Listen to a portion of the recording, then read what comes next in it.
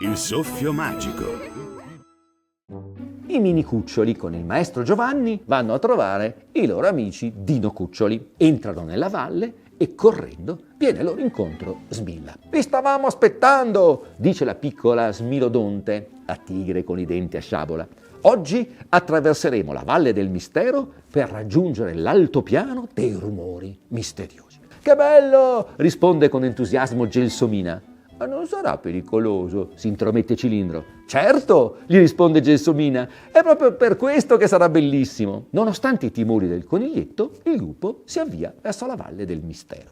Nel mezzo del cammino, Cilindro si imbatte in una strana pianta. «Non toccarla!» lo avverte Bernoccolo. È una pianta carnivora. Arrivati nel mezzo della Valle del Mistero, Smilla chiama tutti accanto a sé e dice: «Ora tutti voi dovete raccogliere una grande foglia, mi raccomando, bella grande». Tutti seguono le indicazioni di Smilla e iniziano la ricerca della loro foglia. Tutti, tranne Cilindro, che ne prende una piccolina. I nostri amici, quando ritornano, vedono che la piccola tigre con i dentini a sciabola ha disegnato dei cerchi nel terreno, un cerchio per ognuno di loro, attorno a una roccia, e la roccia ha un buco in mezzo. «Adesso ascoltatemi bene», dice Smilla. «Mettete la foglia al centro del cerchio e posizionatevi sopra la foglia». Incuriositi, tutti eseguono alla lettera le sue indicazioni. Sentite il rumore che sta diventando sempre più forte? Tra poco arriverà la sorpresa, li avverte Smilla. Contiamo assieme. 1, 2, 3, 4 e 5. Proprio al 5 un grande getto d'acqua esce da sottoterra, sollevando i nostri piccoli amici con la foglia che li sostiene in perfetto equilibrio.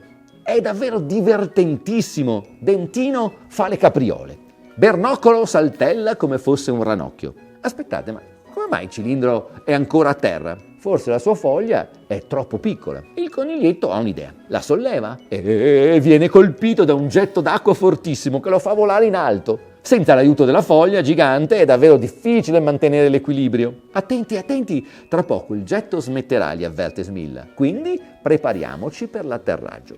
Tutti scendono lentamente usando la foglia quasi come se fosse un paracadute. L'atterraggio di Cilindro è un po' meno dolce di quello dei suoi amici. Sulla via del ritorno, Diva si avvicina a Cilindro e gli chiede: «E allora, è divertente volare?» «Certo», risponde Cilindro, «ma la prossima volta prenderò una foglia gigantissima. Stretta la foglia, lunga la via, se Cilindro non vola, non è colpa mia».